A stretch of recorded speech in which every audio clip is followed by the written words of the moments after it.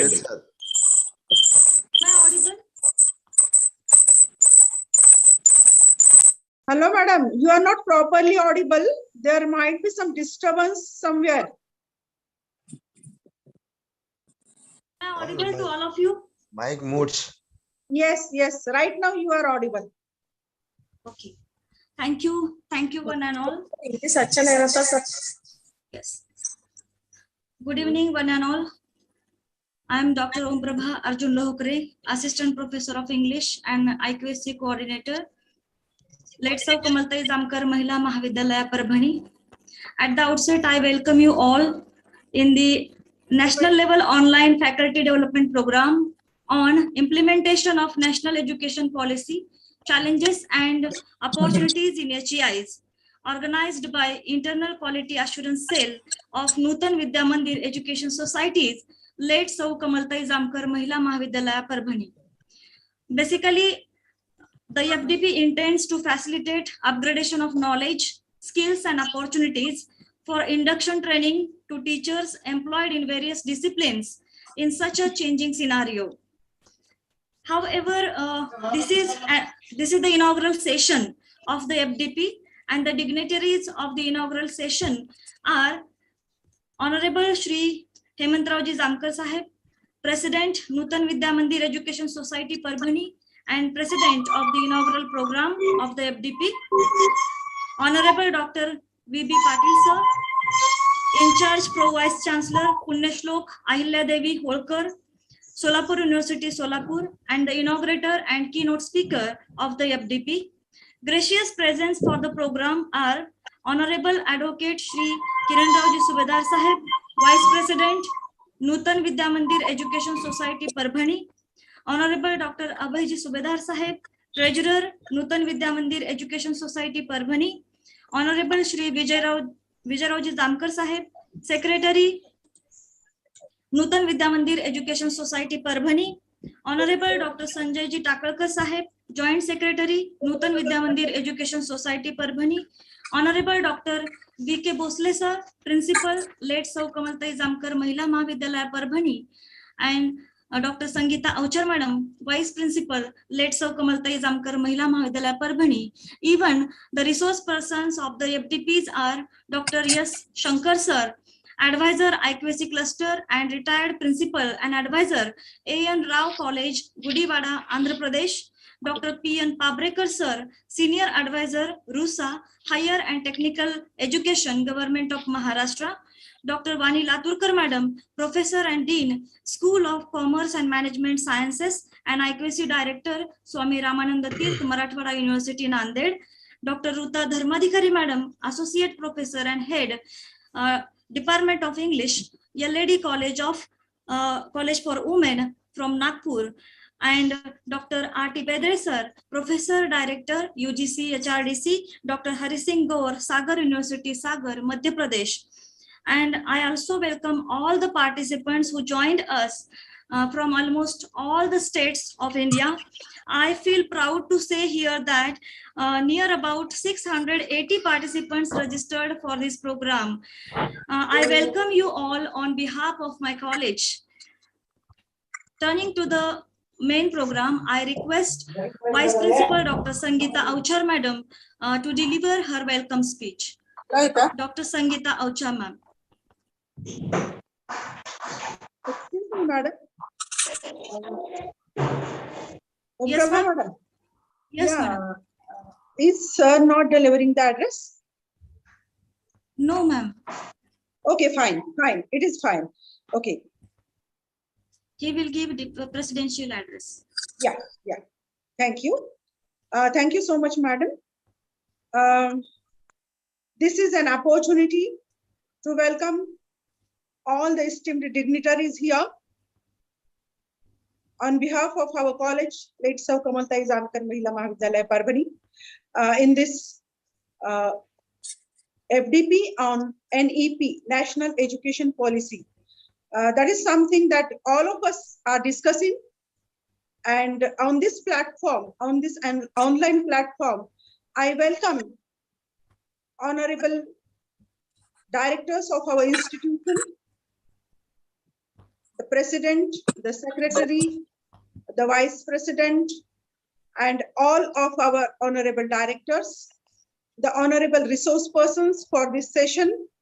I welcome you all on behalf of our IQAC, our college, and this is an opportunity where we are going to discuss about the pros and cons of national education policy.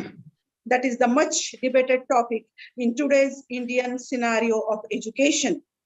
We all have studied, we all are still going through the national education policy document and the different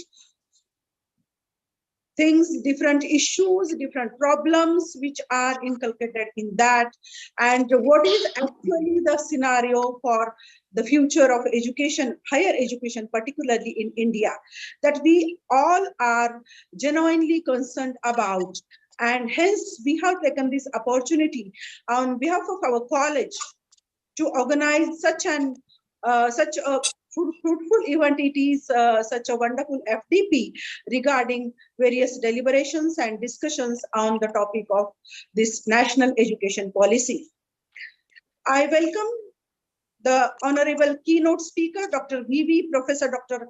V.B. Patil sir, the in-charge Vice Chancellor of Solapur University, and all the esteemed dignitaries, the resource persons who have consented to deliver their esteemed addresses for this FDP program. I welcome on behalf of our college, I welcome you all on behalf of the principal sir of our college, and also welcome all the participants, the dignitaries who have registered for this FDP on behalf of the IQAC of our college.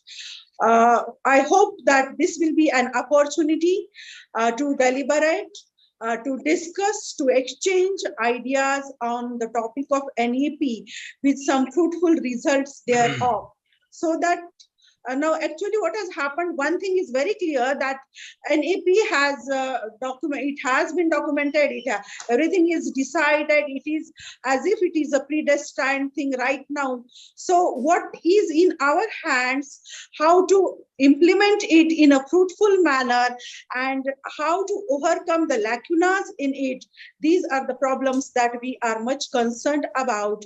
And every of the resource person, I'm sure that they will prove a guiding light in this regard for all of us.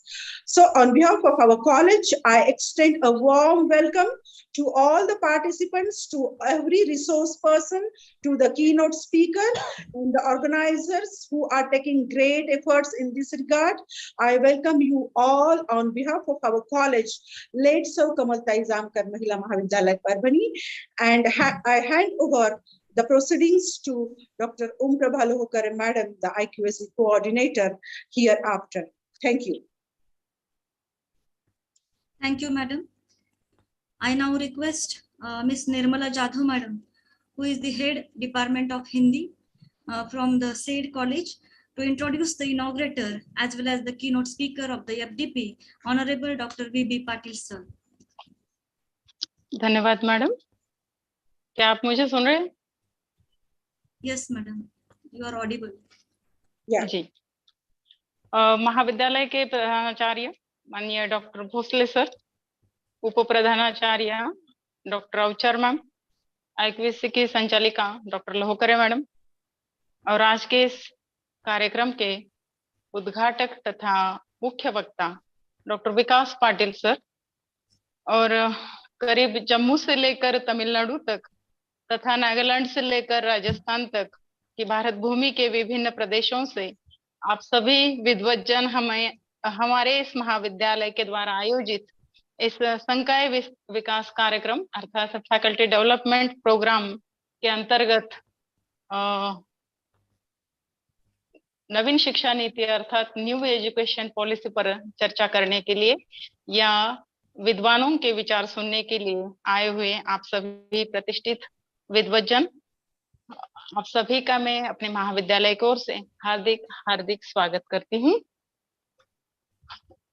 आज के प्रमुख उद्घाटक तथा मुख्य वक्ता माननीय doctor विकास Baburao Patil sir, इनका परिचय देते समय मुझे बड़ा हार्दिक आनंद हो रहा है, क्योंकि मुझे लगता है कि सूरज को चिराग दिखाने वाली जो स्थिति है, उस स्थिति को मैं अनुभूत कर रही हूँ। इसका कारण ही यह है कि बहुत समृद्ध बायोडाटा मेरे सामने प्रस्तुत हुआ है, और मुझे ये सौभाग्य मिला है कि सर का परिचय देने का अवसर मुझे प्राप्त हुआ है। इसलिए मैं तो आयोजकों का विशेष धन्यवाद भी अर्पित करती हूँ। डॉक्टर विकास बाबूराव पाटिल सर, जो पुण्यश्लोक अहिल्या देवी होळकर विश्वविद्यालय के इंचार्ज उपकुल सचिव हैं, उपकुलपति हैं, साथ ही वे फिजिक्स विषय के प्रमुख हैं, और साथ ही इस यूनिवर्सिटी के IQAC के भी वे संचालक हैं। तो ऐसे पाटिल सर का जो परिचय पत्र आपके सामने मैं प्रस्तुत कर रही हूँ, उनमें सर का अध्यापन का अनुभव क्षेत्र बहुत व्यापक है। कुल 25 वर्ष तक उन्होंने 23 वर्ष तक पीजी में तथा 2 वर्ष तक उन्होंने यूजी में अपना अध्यापन किया है। उनका अध्यापन का प्रमुख क्षेत्र physics, applied electronics, material science है, और उनका संशोधन का अनुभव ही कुल 26 वर्ष का है। सर के अंडर में कुल 15 विद्यार्थियों को PhD की उपाधि उपलब्ध हुई है, तथा 8 विद्यार्थी उनके अभी कार्यरत हैं। उनके संशोधन पब्लिकेशन जो है, प्रकाशन जो है, वो भी बहुत समृद्ध है। कुल 176 उनके स्कोपस आलेख प्रकाशित हैं, और 184 उनके गूगल स्कॉलर आलेख प्रकाशित हैं, तथा नेशनल तथा राष्ट्रीय अंतर्राष्ट्रीय कॉन्फ्रेंस में उनका प्रकाशन बहुत प्रकाशन साहित्य समृद्ध रहा है, वो कुल 104 से भी ऊपर है। इसी प्रकार उनका कुल मिलाकर उनका जो इम्पैक्ट फैक्टर है 624 होता है। तो साथ ही उनका बुक्स पब्लिकेशन जो है वो भी काफी समृद्ध है। कुल 8 किताबें उनकी रिसर्च मोनोग्राफ पर पब्लिश हैं। 2 किताबें उनकी BSc 3rd ईयर के लिए या लिखी हुई है। 2 किताबें, 8 किताबें उनकी चैप्टर इन एडिटेड बुक्स में उनके आलेख प्रकाशित हैं। रिसर्च प्रोजेक्ट्स जो सर का है, जिससे हमें बहुत सारी ऊर्जा मिल सकती है और प्रेरणादायी समृद्ध क्यों है, ये इसी से पता चलता है कि सर को कुल रिसर्च का ग्रांट उनके लिए जो मिला है अब तक, कुल 95,19,250 रुपए का है। उसमें यूजीसी के माइनर प्रोजेक्ट है, 2 रूसा के हैं, और इस तरह से उनका रिसर्च में जो संशोधन में उनका योगदान है वो पता चलता है। उनके कुल 3 पेटेंट उन्हें प्राप्त हैं, वो भी बहुत समृद्ध हैं। वे अनेक संकायों पर तथा संस्थानों के सदस्य के रूप में अभी भी सक्रिय हैं, और ये उनके लिए बहुत महत्वपूर्ण बात है। और इनका ये सारा काम देखकर सर का जो काम है, अध्यापन, संशोधन और उनकी पब्लिकेशन, इन सभी में देखते हुए उनके काम को सराहा गया है। विभिन्न संस्थानों द्वारा उन्हें अवार्ड्स प्राप्त हैं, और विभिन्न फेलोशिप्स उन्हें प्राप्त हैं। साथ ही उन्हें विभिन्न विदेशों की उन्होंने यात्राएं की हैं, जैसे पेरिस, साउथ कोरिया के उन्होंने विदेश यात्राएं की है। सबसे महत्वपूर्ण बात मुझे उनकी ये लगी है कि विश्व के जो 2% लोग विज्ञान अन्वेषक के रूप में या वैज्ञानिक के रूप में जो कार्य करते हैं, उनमें सर का समावेश होता है। और ये बात हम सभी के लिए बहुत ही महत्वपूर्ण लगती है कि इतने बड़े विद्वान को आज पहले ही दिन हमने इस संकाय विकास कार्यक्रम में, फैकल्टी डेवलपमेंट प्रोग्राम में उन्हें आमंत्रित किया है। सर ने हमारे निमंत्रण का स्वीकार किया है, हमारे लिए उनका इतना महत्वपूर्ण समय दिया है, इसलिए मैं उनका महाविद्यालय की ओर से हार्दिक आभार व्यक्त करती हूँ और सर से ये नम्र निवेदन करती हूँ कि वे हमें नई शिक्षा नीति पर, न्यू एजुकेशन पॉलिसी पर अपने अमूल्य विचार प्रस्तुत करें, क्योंकि ये विचार हम सभी के लिए बहुत ही महत्वपूर्ण है। सभी लोग, कुल 680 लोग इस फैकल्टी डेवलपमेंट प्रोग्राम के लिए शामिल हुए हैं, तो वो केवल उन सभी के लिए ये विषय हम सभी के लिए बहुत नया है और महत्वपूर्ण है और आवश्यक भी है। मैं सर से विनंती करती हूँ कि वे हमें इस विषय पर अवगत कराएं या अपने विचार प्रस्तुत करें। धन्यवाद। Good evening to all. Thank you, madam, for kind introduction. At the outset, let me thank Principal Dr. Vasant Bhosle sir, Vice Principal Dr. Sir Madam, IQC Coordinator Om Prabha Lohkare Madam, the resource persons, organizing committee members of this 1 week faculty development program on implication of new education policy, challenges and opportunities in higher education, for inviting me to this deliver talk keynote address. At the outset, I appreciate and congratulate the efforts taken by this college as well as the IQC for organizing this workshop on the faculty development program on the implication of the implementation of the new education policy 2020. I'm very much delighted to be inaugurate this 1 week faculty development program. All are aware that the Minister of Education, Government of India, formerly known as the Human Research and Development, directed to implement the National Education Policy from November 2020.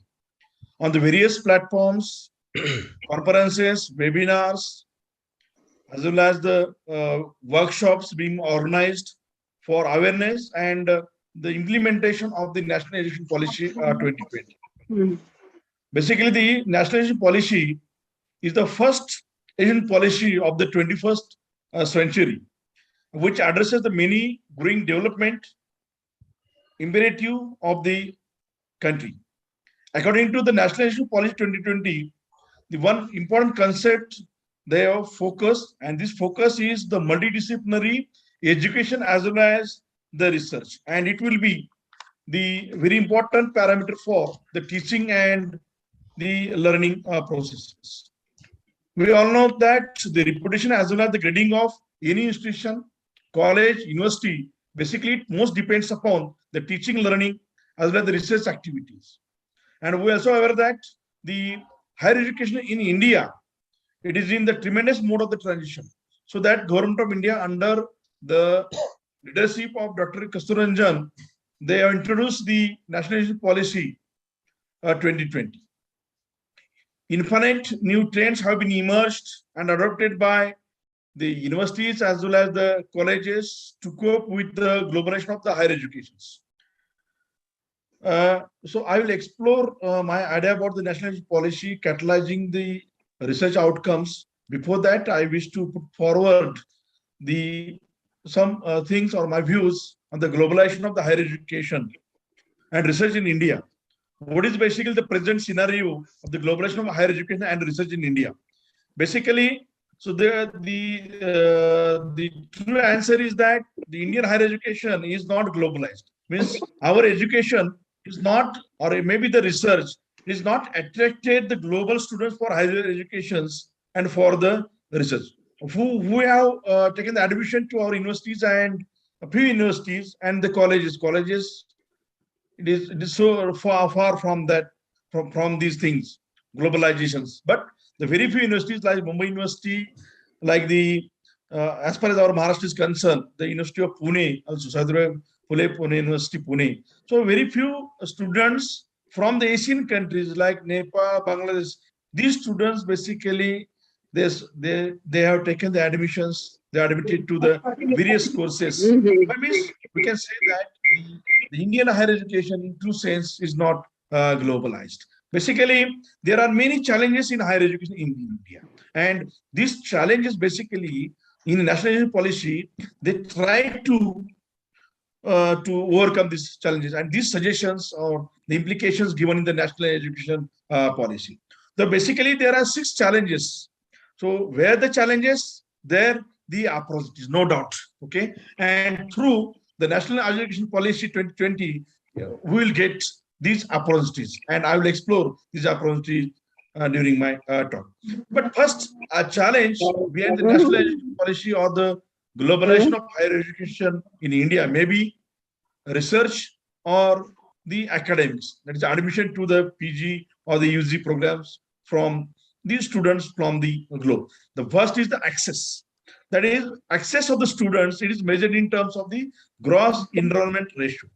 So present scenario is that, so GR of Maharashtra is the 28%. And the India is nearly 25.8%. And according to the National Education Policy 2020, we are expecting up to 2035. So we are expecting 50% GR. Means present basically GR is at 25.8%. Actually, in earlier suggestions or earlier recommendations, we are expecting. So you know that our former president of India, the missile man, Abdul Kalam, he has expected that India will be the superpower in 2020. And at that time, the India have proposed the 32% the GR, but present GR is nearly 28 to 29%. Means we are lagging. Okay. So this is the access. Means we have to increase the GR, and in the National Education Policy 2020, so the recommendation is that various solutions are given to increase the gross enrollment ratio. Basically, the students from 18 to 23%. So it is measured in terms of the gross enrollment ratio. How many students from age 28 to 23 they are admitted to the UG programs or the PG programs? Okay, but the scenario is not good. Now, second is the equity, adoption of inclusive policy. Maybe all sectors, means we can SC students, other students. Okay, so we have to in the national policy also some solutions are given for the equity. Okay. We are not provided the equity to the students. Then quality is very important. Quality of the education as well as the research. Okay. So as per as the Q ranking, it is explored by the Stanford University. As per Stanford University's data, there is no any university from India in the 100. Means the Q ranking. Okay, but our neighbor China have 6 universities. They have ranked in below 100. So we have to think in that direction. So you all know that the National Assessment and Accreditation Council Bangalore, basically they accreditation, they are giving the assessment and accreditation of the universities and the colleges. As far as the AICA data, recent data 2020, about 30% universities they have re-accredited by the A grade, and the nearly 45% colleges they have accredited by the A grade. This means 50% colleges are not accredited. Okay, so this is the thing. Then how we can think about the quality or such kind of the solutions basically given in the national education policy. Then the infrastructure is major challenge behind the globalization of higher educations. The colleges, also the universities, they don't having the adequate infrastructure facilities. Okay, so this is the main challenge also. In the faculty positions, you all know that. So many faculties basically join here, and you know that what is the scenario, present trend. The present trend is that so more than 50 to 60% faculty positions are vacant in the college and the universities. Recent data in the Pune University, so it is only out of the 100 professors, only 11 professors are the slated professors are working in the department. Then how we can think, how we can think about the quality of the education without the faculty positions. And the last challenge behind the globalization of higher education in India is the research and innovations. So the research outcome is measured in terms of the publications, the technology transfers, and the patent. Then we can compare our research output in terms of the research publications or the patents or the technology transfers, and it is only a 2.2% as comparison of the globe, and it is very less number. And how much we are expending on that? Only a GDP 0.6 to 0.7% we are expending on the research, and it should be increased. And such kind of the suggestions, recommendations they have provided the National Education Policy 2020. Basically, so we can say that the research data in terms of the research publications, only 3.5% research publications as compared to the globe. And we can compare our China. So the China, the universities or the institutions, they have produced 21% research publications in the high metric journals or high impact factor journals. Then as far as the, the intellectual property rights, basically IPR means the patents, the copyrights, trademarks. So we are also lagging in the patent. Recent data shows that only the 46,000 in the last 10 years, only 46,000 patents granted by the Indian scientists working in the universities or working in the IITs or NITs or other government research institutes. And we compare, so the 3 lakh patents granted for the Chinese universities or the institutions, means we are nearly 20 to 30% behind the IPR related things. Means why? Because our scientists, our students, they are not aware of the IPRs protecting their right. Basically, this IPR, it is the human intellect and which have a commercial value. So we don't have any awareness about this. So that the problem means what is the present scenario of the Indian scientists means related to this related to the universities or college. They are doing very good research, but problem is that we are publishing our research papers, we are disseminating our research publications in the predatory research journals or the open access journals, means our good quality work we are publishing without protecting our intellectual right. So that the right way is to protect your data or intellect, and then you publish. So this should be the way. Then only we will get the globalized students, or we attract the globalized student to the Indian country. Okay. In this context, in detail, I will explore in my talk after this inaugural function. In this context, the one-day faculty development program on implication of New Education Policy 2020, challenges and opportunities in higher education institutions is of a great importance. Okay. And surely in this 1 week, the deliberations or discussions by the research persons will be helpful, and it will give the fruitful things regarding the implication or the implementation of the national education policy, and surely it will help to enhance the quality of the academic or the research of not only your college but the universities or the participant friends. So surely it will enhance academic research qualities. I hope that the deliberations or the discussions will be made in this 1 week FDP on the NEP will for the students. At the end of the inaugural function, let me thank the organizers for inviting me to inaugurate this inaugural function of the 1 week, this faculty development program on the implication of the national education policy, challenges and opportunities in higher educations, and for inviting to explore my views and thoughts in the. Thank you very much once again. Thank you.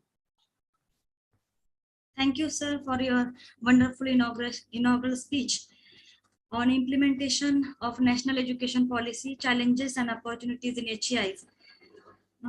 I now request Honorable Dr. Vasant Bhosle, sir, Principal, Let's सौ कमलताई जामकर महिला महाविद्यालय Parbhani to deliver presidential address on behalf of the president of the inaugural program of the FDP, Dr. Vasant Bhosle. Good afternoon, everyone. Welcome in today's the faculty development program organized by our college IQC department. Let's have Kamaltai Zamkar Mahila Mahavidyalaya Parbani. Welcome the patron of our institution, Honorable Hemantrao Zamkar Sahib, Advocate Kiran Rao Subedar Sahib, Dr. Abhay Subedar Sahib, Honorable Vijay Rao Zamkar Sahib, and Dr. Sanjay Ji Takalkar Sahib. And today's keynote addresser and inaugurator, Honorable Dr. V.B. Patil Sir. He is from Solapur University, Pro Chancellor. Sir, I would like to say about the college. Our college, Let's Have Kamaltai Zamkar Mahila Mahavidyalaya, have established in 1983. It is only for women. Number of conventional, non-conventional courses we have run. We have complete 3 NAC cycles, B plus, A, B double plus. We have got also the CP status in 2014-18 of UGC. Near about 900 girl students have seek the admission, and number of awards won by college. Nirmal Puraskar, Best College Award by University, Best NSS Unit. Our institute is a very old one. It is established in 1916. We have completed our centenary year in 2016.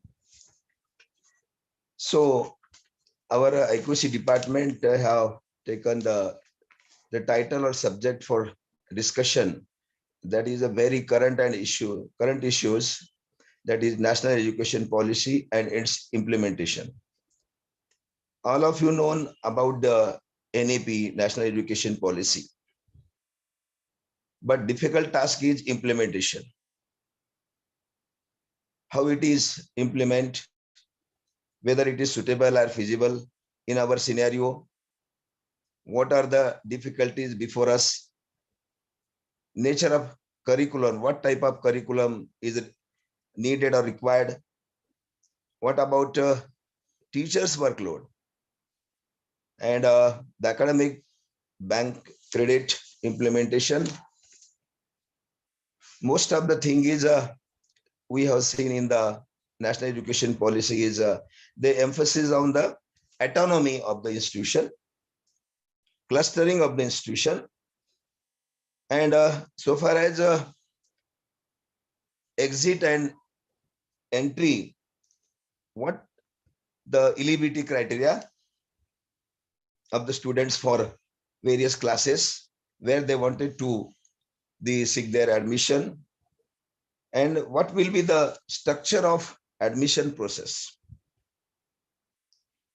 structure of the degrees, 4-year degree, 3-year degrees, integrated degrees, skill and technologies, because most of the elements are, we have seen in the NEP, that is a stress on skill, but they emphasize on the skill courses, how to use the technology in the learning teaching process.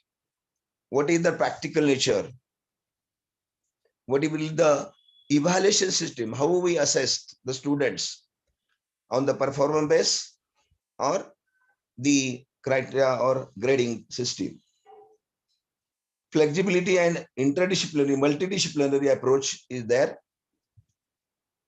Continuous assessment is one of the part, one of the element of this national education policy. How we build a capacity building of newcomers, the new teachers, they must have to aware about this national education policy before going to class. And how we build the competency of the teachers, ability of the teachers. It means that holistic development is required of the teachers, for the teachers and students. To knowing and discussing purpose, we have tried to organize this FDP program for all. And initially, it is only for our college level.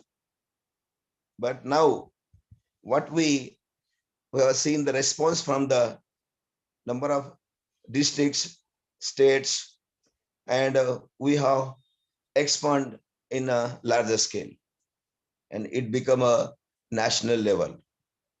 So I think it is a very fruitful for every teacher, students, and everyone. That is the main purpose.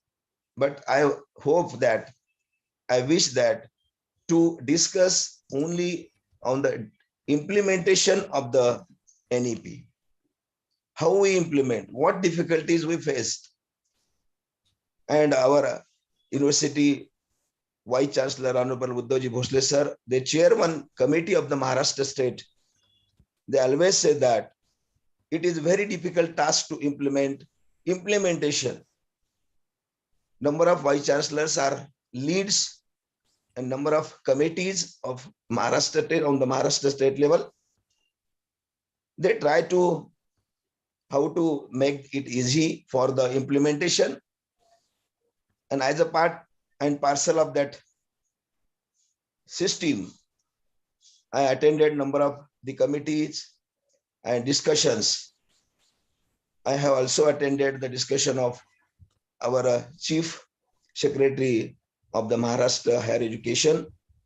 They have also emphasis on the implementation, skills, technologies, new courses, multidisciplinary, all these courses or all this information you must have to discuss in this 7 days faculty development program. Again, I welcome to Honorable Dr. V.B. Patil sir and all of my colleagues and all the participants who were present in this faculty development program. And thank you very much.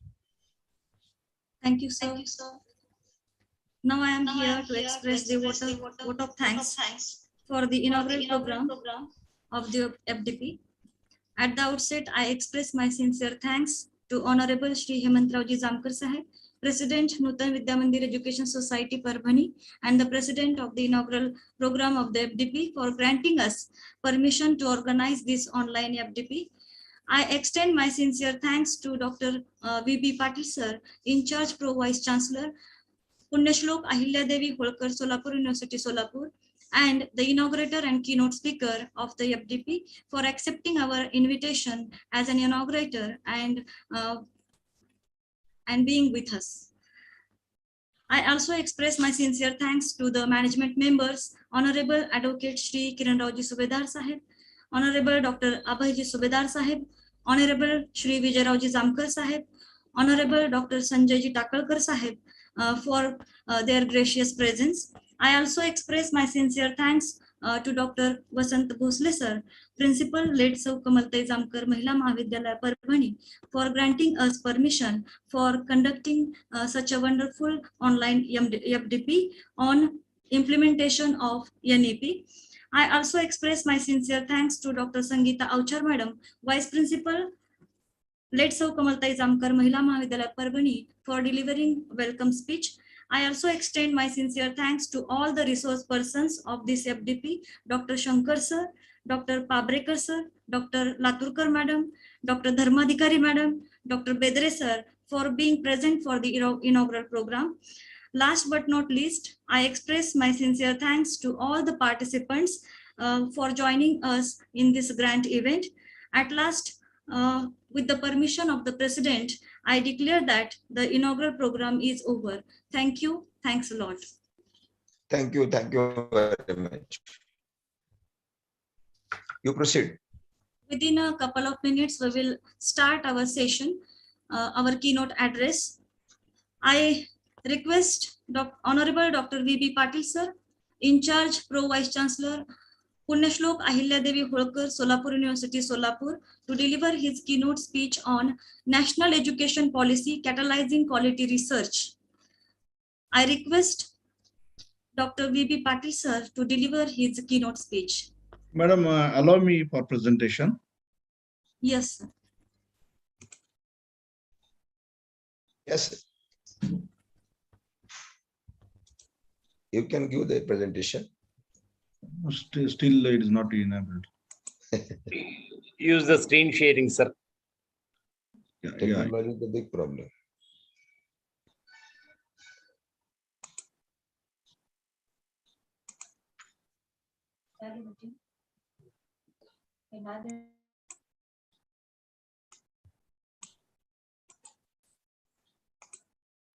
Is it visible? Yes, sir. Yes. Thank you.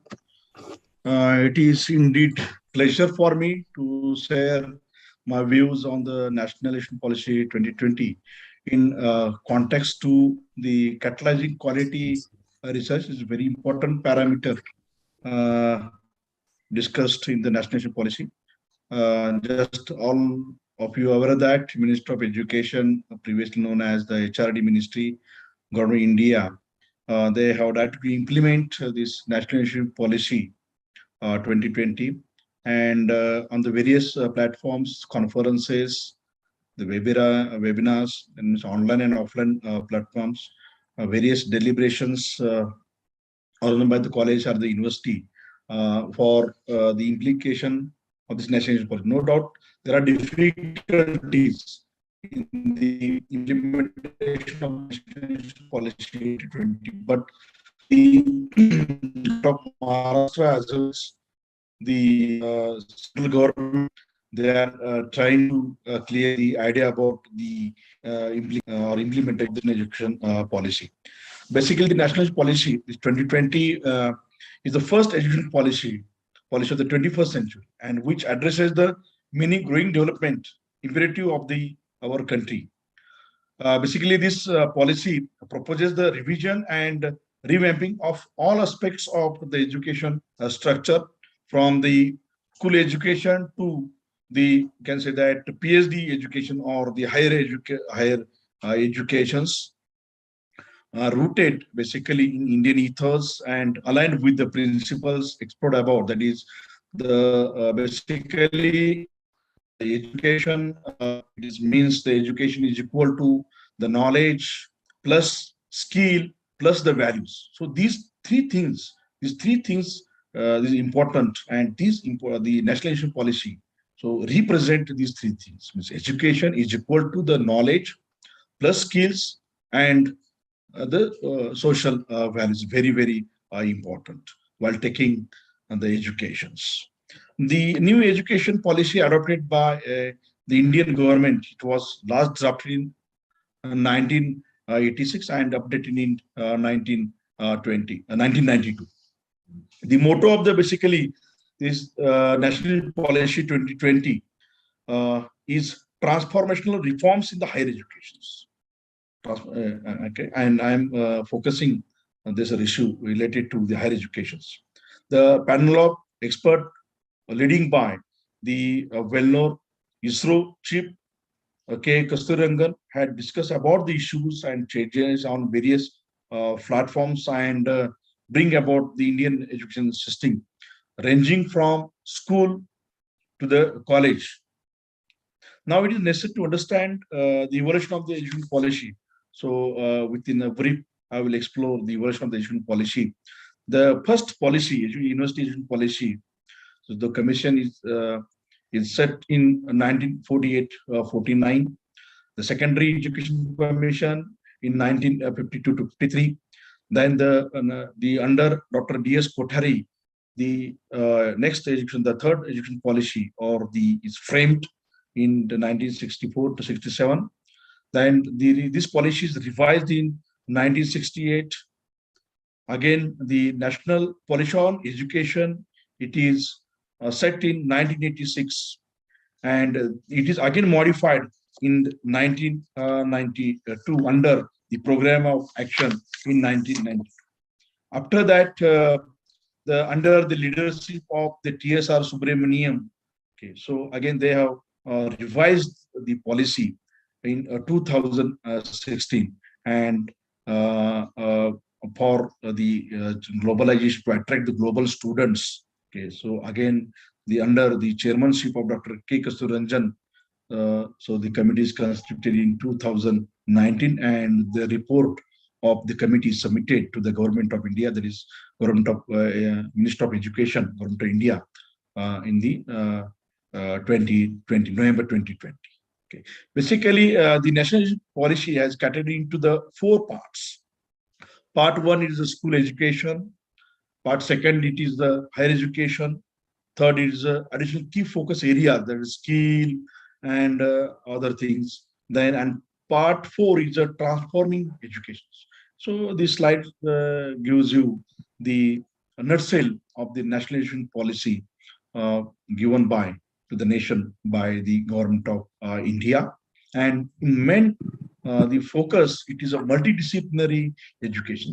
So we all know that interdisciplinary education, but in the national education policy, the thrust is given to the multidisciplinary approach, maybe the teaching as well as the research. So basically, various techniques of the learning, experiential learning, experimental learning. So such kind of the things also they give very good in manner. It is reported in the National Education Policy 2020. Main thing is that multidisciplinary and holistic education. So this is the main heart of this policy. So as far as the national policy is concerned, the main reforms they have suggested in the national policy.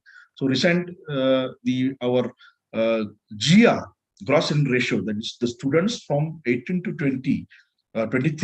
So this GR, it is at 28 to 29%. But in the national education policy, it is recommended that the 50% gross incomes ratio up to 2035. Actually, in earlier reports, our former Prime Minister, Ms. Salman, Dr. APJ Abdul Kalam, he has expected that India will be the superpower in 2020, and it also based upon the GR. They have proposed the GR as 30%, 32% GR in 2020, but we are lagging to that this particular value. And the 50% GR is to be expected in 2035. The first reforms higher education. Then holistic and multidisciplinary education. There is flexibility of the subjects. Means now the 3-year system, graduate system 3 years. Now it is a 4-year. Okay. So such kind of the things they are given. The skill courses also given. Student can take the multiple degrees, multiple entry exit facilities. Such kind of the things they are given. The multiple entry and exit. These facilities are given in the national education policy in the higher educations. So UG programs in already it is a 3 years, now it is a 3 or the 4 years choice of that. And the PG programs, it's a 1 or the 2 years, integrated 5-year bachelor master program, MPhil, and even that. In earlier the MPhil, now the MPhil is disconnected in the national education policy. Another thing is that the academic bank credit. So this concept is included in the national education policy. There is credit transferred. So the students can gain the credit and this credit transferred into the ABC. They have one single PRM number. So such things are basically they are given. Another thing is that another major reforms, the higher education related to the national policy, it is the research intensives, teaching intensives for the university as well as the autonomous degree granting colleges they are providing. And their recommendations are given in the national education policies. Means, for example, if the teacher or the faculty member, if they publish their work in the high quality journals, SCI journals, scientific journals, scientific citation index journals, high impact factor journals, maybe the Web of Science or maybe the Scopus. Okay, so they are giving some momentary amount or certificate like that things they are actually such kind of the intensives they have recommended in the national education policy. Another thing is model multidisciplinary educational research university, MERU. So MERU concept that is the universities. Now our that our university or the colleges, they are meant for the teaching and the remaining for the research. Okay, but now they will say under the national education policy. So they recommended that the Meru or the university for the research purpose, for the academic purpose to be said. So such kind of the recommendations or the reforms they have suggested in the higher education in the particular national education policy, and surely so this the present education policy was adopted in 1986, which have been continued till date up to 37 years, means from 1986 to this 2020. That is 34 years, and this country got the education policy after the 34 years. The vision, basic vision of the policy, creation of the education system, and which contribute directly to the transforming the country, providing the high quality education to all and making India a global knowledge superpower. Now, in the introductory speech, I explored that is the very, very few percent of the students attracted to our education system. Why? So there are various challenges behind the globalization of our higher education system, which I have explored. That no doubt access is there, equity is there, quality is there, infrastructure is there, faculty positions are there, research and the innovation. So basically, so such things, such issues that are addressed in the national education policy. Okay, so 3 types of higher education institutes, and under which the Meru is considering that. So these are the related to the higher education. So total 4 na? Basically, these access, equity, quality, accountability, research, innovation. So these are the foundation pillars of the national education policy, and we can basically access means in terms of the GR, access measured in terms of the GR. So now in the national education policy, the GR is expected 50% up to 2035. Equity is main, adoption of the inclusive policy, quality, academic quality or the research quality. So then and then only we can attract the global student, and it should be accountability. It should the higher education should be affordable. So basically, these are the foundation pillars of the national education policy, and some suggestions are given to increase the equity, to increase the access, to to improve the quality, to enhance the quality, accountability, to give the accountability. So such the very good things are given in the national policy. The national education policy basically related to the catalyzing the academic research. That is, so my talk is on that. That is catalyzing the research national for 2020. Basically, the National Research Foundation will be established, and this is one important the recommendation or the suggestion given in the national policy. And basically, the main aim of the National Research Foundation, basically, it will nurture the culture of the research in the universities as well as in the colleges. Okay, and basically, it will be governed by the one institute, that is, it is the board of governors, and consisting of the very, very good researchers and innovators across all the fields from the countries. Basically, the total investment from research and innovation in India has declined from 84. We can see from last 5 to 10 years or 15 years, 34 years, our GDP is not greater than the 0.84. Present GDP, so on the education, investment on the research and the innovation, it is only a 0.69%, 0.7% GDP. Okay, so it is a very, very less amount, and in the national education policy, it is recommended that so we have to increase this GDP, above this limit. Basically, the national education, this National Research Foundation, it is an apex body, and basically it is proposed for creating a strong research culture, building research capacity in the colleges as well as in the research institutions. Basically, now, so we are getting funding from the University Grant Commission, and scenarios that from last 5 to 6 years, So the teachers or the faculty members not getting funds from the UGC. Now, under the NRF, so you will get a fund for the research, for mentoring, for building, for development of building, okay, and for the capacity, for the quality, for the development of, or for enhancement of the quality research in the India. Basically, this foundation will consist of the 4 major divisions: science, technology, social science, arts, and humanities. And so again, there are subdivisions. There again they have some provisions, additional provisions in that.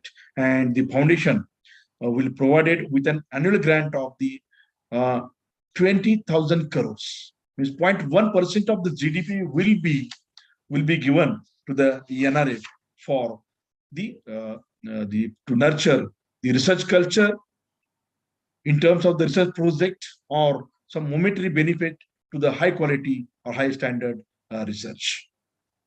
Basically, and it is controlled by the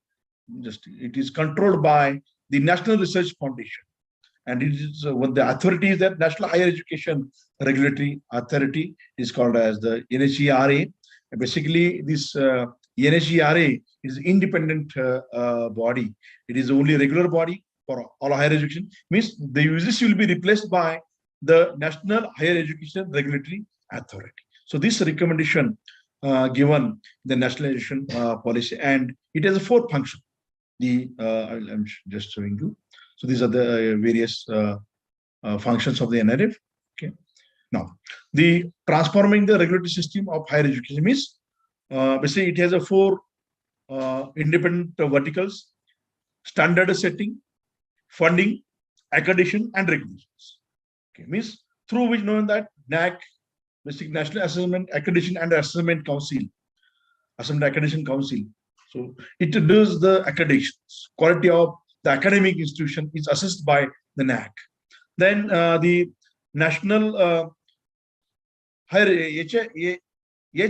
HNERC, National Higher Education Research Regulatory Council, National Assessment and Accreditation Council, Higher Education Grant, then General Education Council. So these 4 independent verticals, they will be coped under one umbrella. That is, it is called as the Higher Education Commission of the India. That is the HECI. So these are the recommendations basically given in the higher education, and they have independently for example, the the NAC it related with the quality of the education, higher educations. Then the NHERC, it is a common single regulator for the higher education sector. It regulates right but tight, and it is a facilitator. It acts as a facilitator. HEGC, it carried the funding and financial education. It is responsible for the providing the disbursement of the various scholarship, some development grant, quality programs, and the 4th independent HECI, it is a GEC, and it is responsible for framing the expected outcomes of the higher educations and screening the NHEQF and HSQF to ease the integration of vocational education into the higher education. Now, this is basically the skill educations. Basically, and in NAC, basically the creation of the accreditation ecosystem. So it will be done with the help of the NAC, and institution development plans will be also assessed by the national assessment and the accreditation systems. Academic integrity and the research quality. There are various very rigorous and scientific responsible efforts through research and innovations are indeed in fight for truth and for creating or presenting the new and authentic scientific information for the socio-economic development or benefit of the global community. And so in India, nearly there are 40,000 colleges, and which provides the various undergraduate courses and postgraduate courses, and the 900 universities, deemed universities, state universities, then the national universities, and which focused on postgraduate education and the research. So basically, it is related to the academic. And according to the All India Survey of Higher Education, AISCA, in the data published in the 2019-20, only about 1.503 million teachers were present in the system at the time to train 38.56 million students, of which 4.312 million were in the master's programs and nearly 2 lakh students in the doctoral programs in the various universities and the colleges. During 2019, about 38,986 students were awarded PhDs. The Government of India awards nearly 10,000 research fellowships every year, like Bharti, Sarthi, okay, Mahajyoti fellowship, like that, other national fellowships. Okay, nearly 10,000 fellowships government of India awarded for the PhD students. And according to Scopus data, about 147 public journal papers or articles were published from the India. This is the data as per the AISCA, and this data is about 2020. Majority of the research articles published are contributed from over 100 institutes of a national importance, that is IITs, NITs, then there's some Rajiv Gandhi national institutes like that. Okay, so only the 100 institutes, they publish the data, but research laboratories also through different research accounts, like the CSR laboratories are there, NPL is there, NCL is there. Okay, various research institutes are, and so from that the nearly 1.47 like research papers, research articles published in the India in the year 2020. Historically, typically Indian accrediting universities cater to degree because they are producing the PhDs. Okay, so but the problem is that, so due to the lack of the faculty members, lack of the infrastructures for the traditional universities, it is difficult to publish very good quality of the research publications from these institutions. Basically, which are these and as far as we can say that the various new parameters are set for the quality research for the important research institutes like IITs, NITs, or the NCL, NPL. So the new parameters basically set 3 parameters are there, and these parameters, the quality of the research is measured in terms of the H index, impact factor, and the site score. Basically, the 2 Scopus and Web of Science. So that to find out the H index, impact factor, and site score, the 2 engines were used. That is the Scopus and Web of Science. And just see the one chart. So this is published in the 2021 publications and H index of our India as compared to other countries. For example, you just see the documents, that is research paper articles published by the US, it is about 14 lakhs, more than 14 lakhs. And just see their quality, that is H index is more than 2,500 H index. But India, so we have published the nearly 2 lakh research articles in the data. But what is our H index? It is nearly 500. Okay, so this is just see, means we are lagging the things. It's relatively smaller countries, from the data it's in that, for relatively smaller countries such as Singapore and Hong Kong, the smaller number of the publications, means their publications are low, our publications are high. Just see, so the Singapore and the Japan also, Hong Kong also, just see, so their publication research articles are very less, but their impact factor or the H index is higher, is above 500. But our publications are high, but our impact factor is nearly to the Singapore and the Hong Kong. So we have to, means it indicate that high quality research output, which in turns indicate the high level of the academic integrity, and it is basically it's basically the thing we have to think in that directions. For means in the national policy also. The University Grant Commission, New Delhi, and Government of Science Department, EST is there, Department of Biotechnology is there. Okay, they are rightly concerned with the proper use of these parameters and noting their application to schemes. They are promoting, they are providing funding, recognitions in several countries, several colleges and the universities, and surely, so we will get the good publications or the good quality of works. Now, the another thing is that in the academic integrity in a higher education is it is an emergence of the predatory journals. So, what is the present scenario? So, the university and the college faculties, they are publishing their research paper. Their findings are very good. Their findings are very good, but they are publishing the journal, their articles in the predatory journals. They are paying the fee for the publication, and it is not right, basically. And for that purpose, the University Grant Commission, that is, they have made one UGC CARE, that is the Consortium for Academic and Research Ethics. They have set, and you know that for Maharashtra, the Savitribai Phule Pune University, the center, they are looking the preventing measures, okay, for the UGC CARE.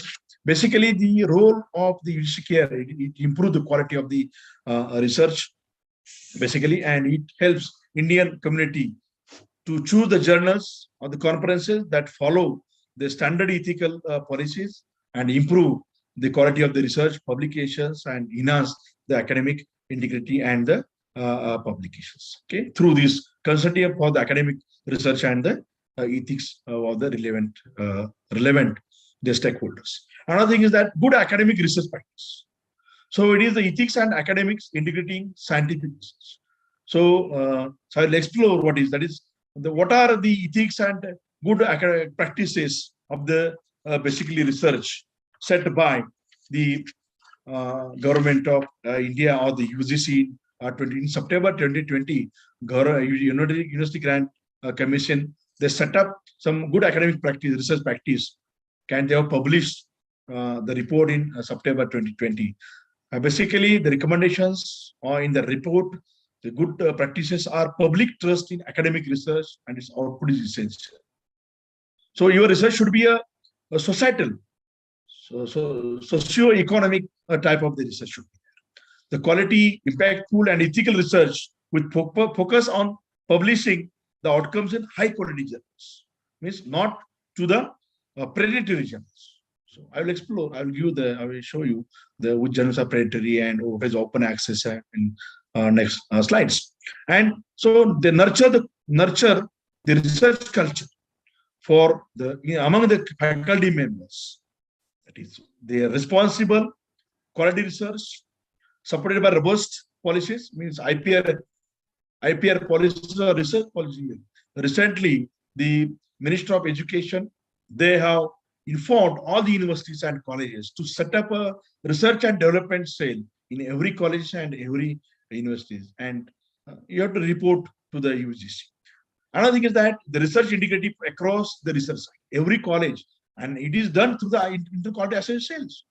So the inter-quality assurance cell of every college and university plays a vital role in this regard. That is, by maintaining the academic integrity in the academics and in the research, or for catalyzing the research. IQC plays very vital role in that, and IQC have to show the what we said that they have to eye on particular activities of the faculty members regarding the quality of the research, and they have to promote their faculty members to publish their research work in the high quality or the SCI journals, the scientific citation index journals. Another thing is that all the stakeholders, maybe the research students, PhD guides, or the university authorities or college authorities, have to common stake in a research integrity based off set values. They have their policy, own policy. They have to set their policy. And another, creation of Office of Research Integrity. No doubt, this role is done through or carried out through the inter-quality assurance cells. So basically, these are related to the academic integrity and the research quality, and we can take into consideration, surely we'll get the quality research, and no doubt we'll get the economical wealth from this also. Now, the philosophy of ethics in a science. Basically, so I'm not going in detail to what is the science. Basically, the science is ability to wonder, especially ability to wonder of our ability to wonder is unique and mankind things. Simply, it is called as the research, and it has some social values. The research should have a social values and should have some ethics. Okay, it should not be copied from the other sources. So this is the basically philosophy and ethics in the research, and which are the factors which contribute to the for doing the or ethics in the research and science. First is the competitions, basically, and increasing the number of researchers, number of research guides, greater the societal impact of the research outcomes have been produced, and your competitions for the destinations of the research output in terms of journal publication, patents, or the research project, then claiming priority, ranking, prestige associated with the journal impact factor, poor infrastructure for research, universities and college, emphasis on the quantity rather than the quality. Means our faculty members, they are publishing their papers in the online journals, paid journals. So basically, these are the factors contributing to unethical conducting the research. Okay. Some codes, basically evolving codes for the research integrity and ethical conducts are largely interrelated. And basically, the research integrity reflects the moral adherence of the faculty as well as every institution, every university have ethical policy, and also they have long-term damaging impact of unethical conduct in the research, basically. Okay, so means new knowledge builds on existing knowledge. It is called as the unethical conduct in the research. Okay, new knowledge builds on the existing knowledge. So this is the unethical conduct in the research, and we have to avoid such kind of the things. Now, the important third point related to the academic integrity and the research quality, it is the research misconduct, fabrication and falsification, and the plagiarism. So it is called as a RAFM, fabrication and falsification. Research misconduct is a fabrication, falsification, and a plagiarism. It is called as FM. Are three ethical characterized as a research misconduct as per the new framework decided by or given by the National Research Policy under the academic integrity and the research quality. Then what is the fabrication and falsification? That is basically this fabrication and the falsification. So it means that not being totally honest in trying to find out the answers. So we have to copy the data from other sources and to add into your data, and you have to publish the data. It is fabrication and the falsifications. Okay. So basically, so you have to avoid these things, fabrication and the and next third important ethics in research publication is the plagiarism. Plagiarism means it is basically appropriation of another person's ideas, processions, results, or words without giving the appropriate credit to the victims or the earlier published work. It is the plagiarism.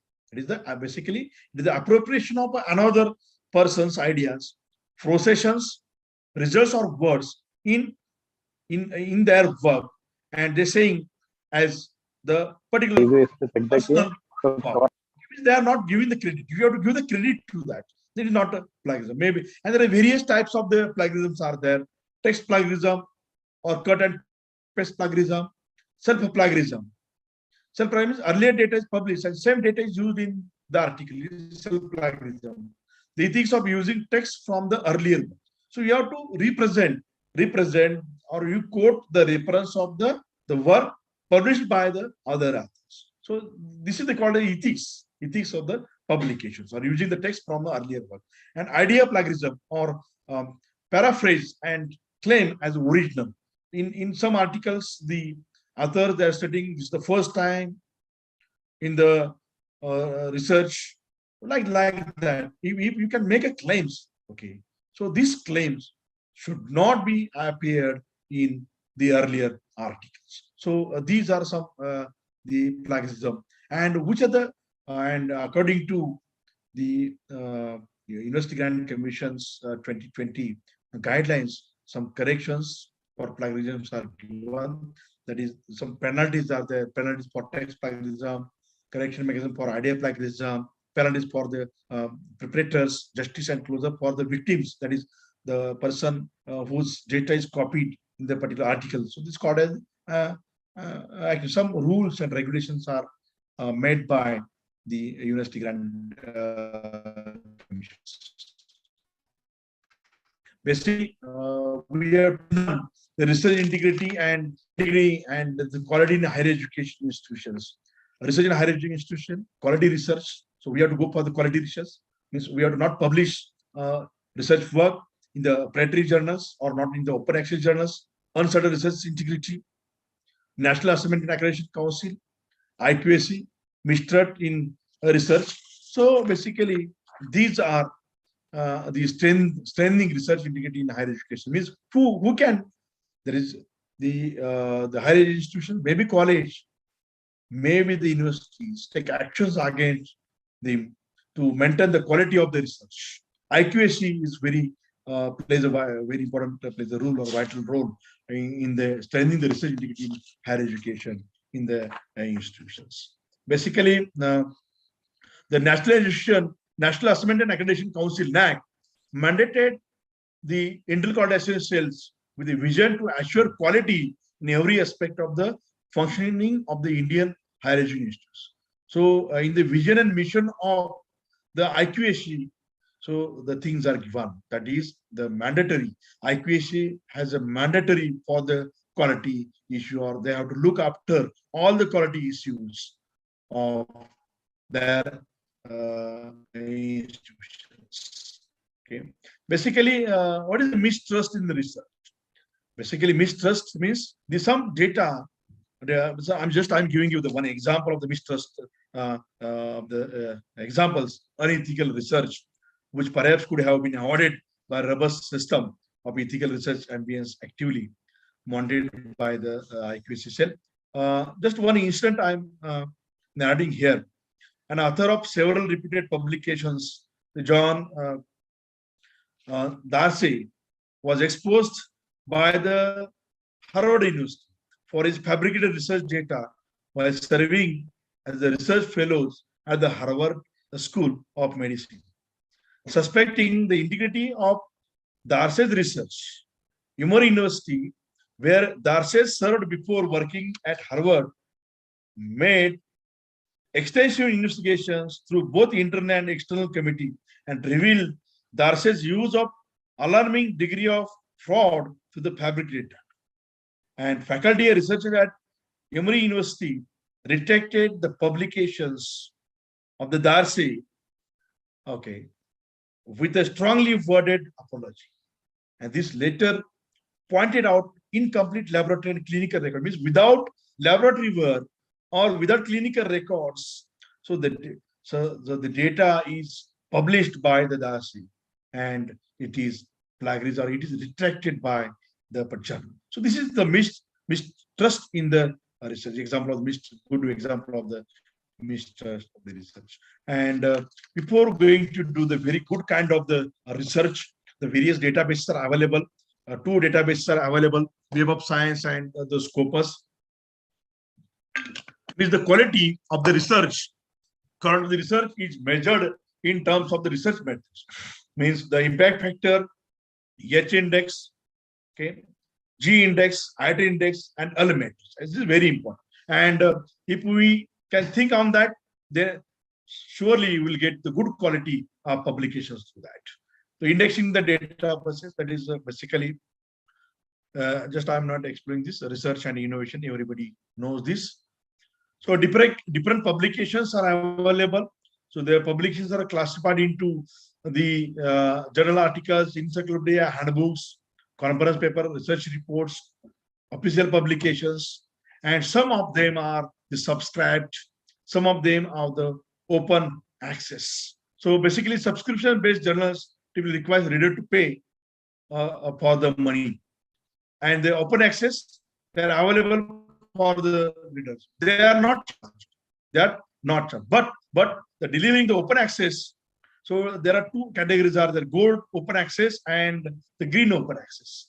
The green open access journals are, these are not peer-reviewed journals, and these are institutional or the disciplinary journals. Preprints and postprints, they are not providing the green open access. And gold open access, these are peer-reviewed and open access from birth or the open access by the conversion. So these are the basically open access kinds of the journals: green open access journals and the gold open access journals. Okay, but the UGC is not encouraging to publish their journal, their research article, good research articles in the open access journals. Now, I'm not giving you this, just I explained. The predatory journals, the journals which are deceptively taken from the authors, means that some take the processing charges. Predatory journals, basically they take the charges from the author until processing fee, hidden fees to be published, and they are not offering, and they are not basically, the predatory journals are not peer-reviewed journals. So I urge here to the authors, don't publish your research article, good research, into the predatory journals. And these journals now, the UGC care, they are not included these predatory journals. Citations and these are the reference to the source, basically. The considered science citations. Basically, I'm showing you the citation index, basically. So the citation indexing on the firms, the Web of Science and Scopus, they are providing the citation index. Okay, so there are two different entities, and basically it indexes the citation and articles, makes linking the articles cited to the works, and it is invented by the Garfield. Then the Web of Science, Scopus, these are the two citation databases and widely used. And as compared to the Scopus, the Web of Science, it provides over 4,000 journals now, and science journals 4,000 to more than 2,000 journals in the social science and art and humanities journals also. Okay, so this is the database, the Web of Science and the Scopus. These are the two databases, okay, where the good quality journals are published. Okay, then what is the index? Index is the process of creating the index or for the record collection. For the recording collection, it is called as the indexation. And why the index is needed? Because the index is needed. The function of index is to give user systematic and effective shortcuts to the information they need. Okay. Index are needed for any information collection except the very small. This is one example of the index databases. For example, science and technology data, humanities data, it is separated. It is in the library.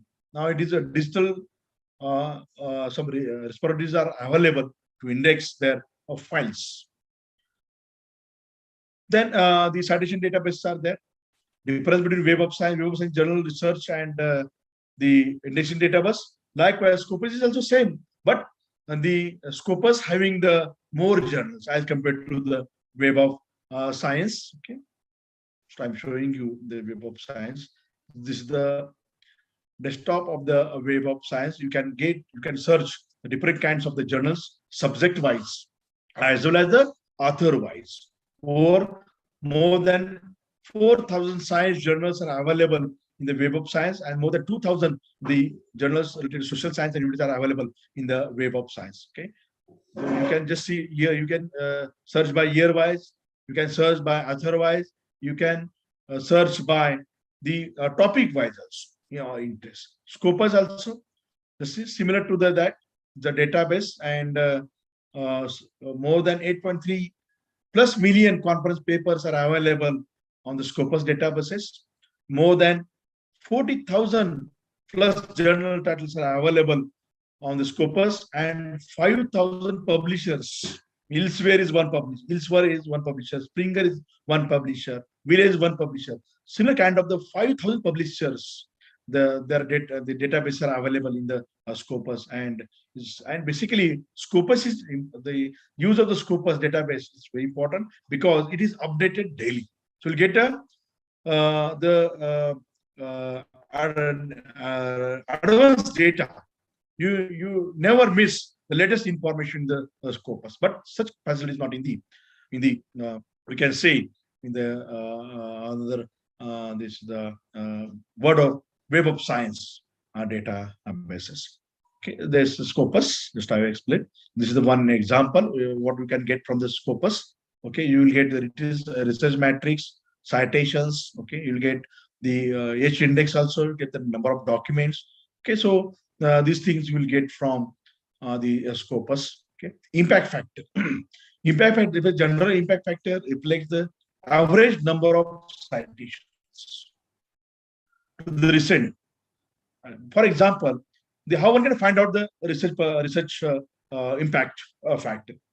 So basically, it considers the journal papers published in the 2 years. Here is a 2019 and 20, and year 2, and citations in the year 2019, 2020 means number of research paper published during the 2019 and 2020 were cited by index journals during the 2020, and the total number of citable items, number of citations in the 2019. So you will get the impact factor of the particular journal. Okay, so more the citation, more of the impact factor, and the quality of the journal is assessed by the impact factor only. So I urge here, you have to publish the data in the high impact factor journal. Google Scholar, it is similar to the Scholar. Okay, it is another database, recent database. Okay, so you will get research papers, articles, books, theses, and the abstracts on which. Okay, so these are the source normalized impact per paper.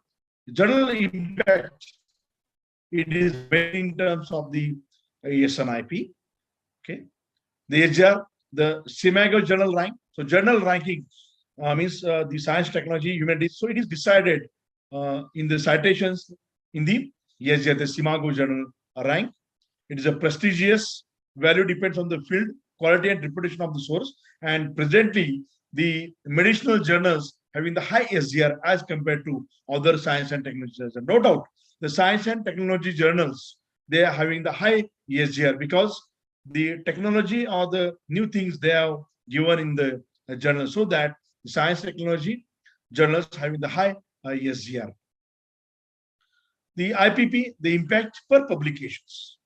Basically, it is calculated in terms of number of citations given in the present year to publication in the past 3 years, divided by the total number of publishing in the past 3 years. So it is the IPP. So it is for the means the author having the higher IPP. It is also the means doing a very good kind of the research work, and IPP is purely similar to the well-known journal impact factor. IPP measures the impact of the faculty member or scientist, and the impact factor, it is to the journal, in quality of the journal. Side score report. Side is another metric for the measuring the journal impact on the Scopus, and basically the side score. So it is calculated in terms of the current year based upon the number of citations received during the latest 4 years, including the calculation years, divided by the number of documents published in the journal in those 4 years. So the side score is published in that score. Just I'm showing you the one journal score, the journal published in the Scopus by the elsewhere, and just see the information given. The side score is given. Okay, the particular journal, the Astroparticle Physics journal, and its side score is a 7.3. Means very good side score. Okay, and it's 171 citation in 2071, 2020 for last 4 years, and 257 documents during the last 4 years, means it gives you side score. The 2020 side scores. Side score, SJR, and the SNP. So these are these three factors decides the quality of the journals. Okay. So H index is very important. H index, it is of the scientist, and it quantifies research output of the authors. Number of the papers with the citations greater than 20H. It is called as the H index. If higher the H index, the more the quality of the authors, we can say that, or the scientists. G factor, G index. Basically, recently the G index is introduced by the Google Scholar. Okay, and so G index, it is a superior than the H index. Basically, it is a higher number of citations of the particular act. For example, so I have published the total of 180 research publications, and my one publication having a 500 citations. One paper I have 500 citations. So my G index is 500. So this is the G index. Okay. So this is the Google Scholar information. Similar to the Scopus, the Google Scholar also providing the information about the citations, H index, and the I-10 index. Just for example, this is the one paper 402 cited. 402 time one paper is cited, means the G index of the VP party is a 402, for example. Okay, the ResearchGate.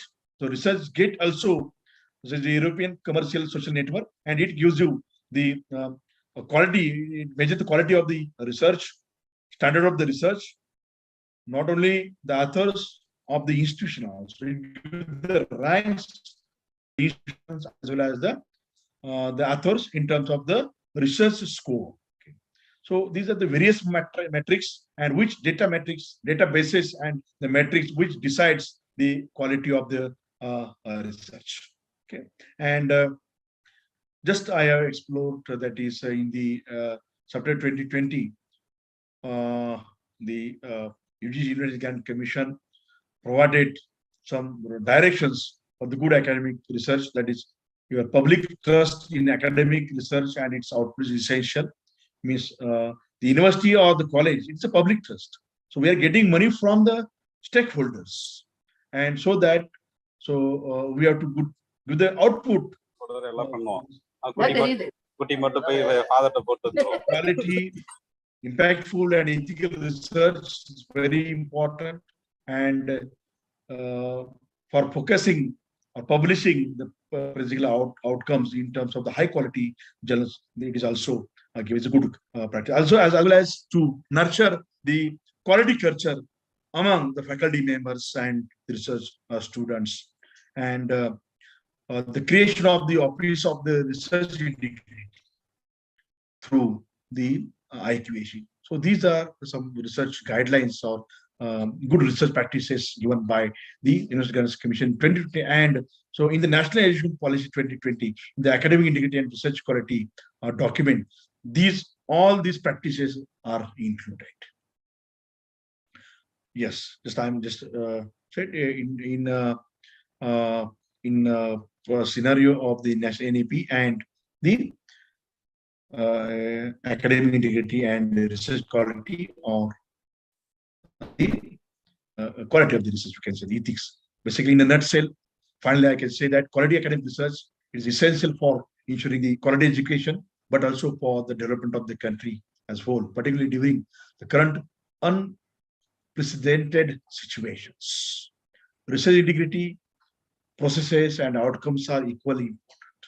Challenges, but is doable with the commitment of the entire university, starting with the top leaderships. So lastly, I say that the College Development Committee, CDC, or the IQAC, so plays a crucial role in that regards. I'm very much thankful to the college authorities, the IQAC director, Lohkar Madam, and the principal, Dr. Bhosle sir, then the vice principal, organizing team, for inviting me to present, to explore the view in front of these participants for this 1 week faculty development program of the National Education Policy, challenges and the opportunities. Thank you very much.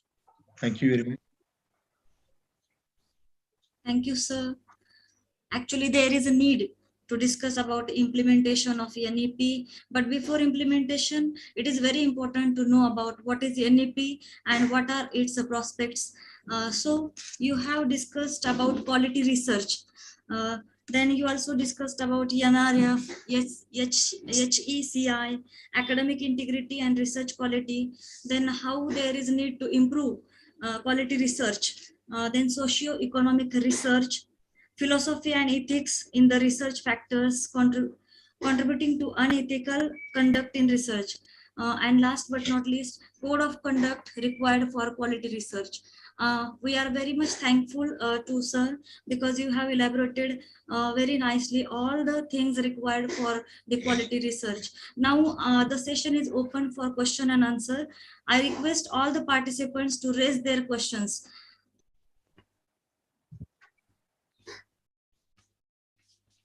Actually, there is a question from Dr. Songe, sir. Can we improve? Can we improve quality of research with present 0.69% expenditure on R&D? No, in the National Education Policy, it is recommended to improve the amount that surely Government of India will they will earmark the amount so that they will fund through this NRF to the colleges and the universities, no doubt. Thank you. Any other participant who would like to ask the question? Yes, sir, there is one participant, Muhammad Asif, sir, and his question is, of all these indexing and citation service, is there any officially recognized service or any threshold limit set? For what purpose? Yeah, No, indexing and citation service. No, there is no need to of the service. Scopus and Web of Science will get the citation. Automatically, it takes the citations or the index Web of Science and Scopus. But it should be published in the Web of Science or the Scopus index journals only, not in the predatory journals. The Scopus and Web of Science, they are not considering the predatory journals. As far as our India is concerned, UGC care, it should be published in the UGC care list. Thank you, Patil sir, for the elaborate presentation and a comprehensive presentation. But I was just wondering, NEP speaks about funding of student research projects also, but they have not given any provision so far. Neither the states nor the central government nor the UGC have come up with any figure or the modus operandi. And what do you think is going to happen? Yes, sir. Recently, the Government of Education, India, they have taken suggestions from the vice chancellors of the universities regarding these issues. Means they are modifying the things. So we have to make the suggestions on, making the online suggestions from the faculty members also, from the research student also, and they are also in the NEP, in the academic integrity and research quality, they have mentioned that they will provide the fund for the research publications. They are providing the fund for the various fellowships. Okay.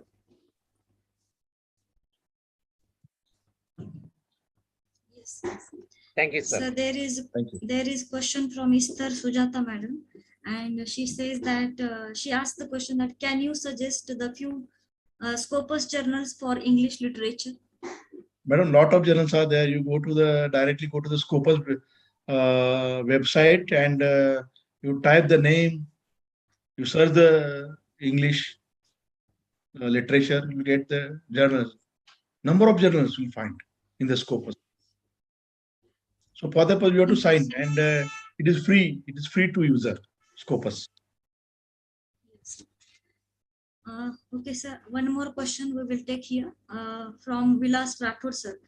He asked that how to identify clone journals. Sorry, How to identify clone journals. which journals, madam, please?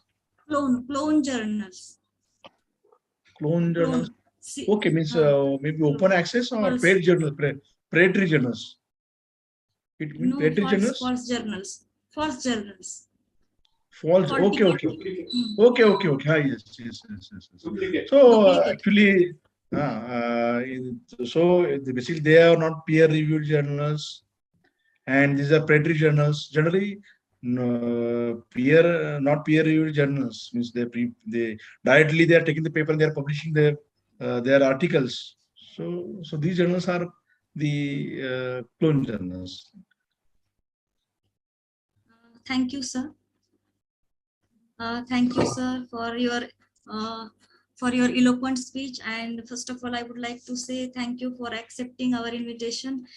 Within a fraction of a second, you accepted our invitation and enlightened us regarding catalyzing quality research. Thank you. Thank you very much. Thank you. Now there is one announcement for the participants. Feedback link will be shared with you on WhatsApp groups every day. So it is compulsory for everyone to fill up the feedback link and submit it. This is the announcement, and every day the WhatsApp groups will be open for discussion at early in the morning at 10 to 11 o'clock. If you have any query or any doubt, then you can ask during that time. So now, with the permission of the chair, I declare the program is over. Thank you. Thanks a lot for joining with us. Tomorrow, one more announcement. Tomorrow, Dr. Yash Shankar sir is going to deliver his speech. And the topic of his speech is NEP 2020, the road ahead for higher education in India. So join with us tomorrow also at 4 o'clock sharp. Thank you. Thanks a lot. Thank you, madam. Thank you, madam. Thank you, madam. Thank you, ma'am.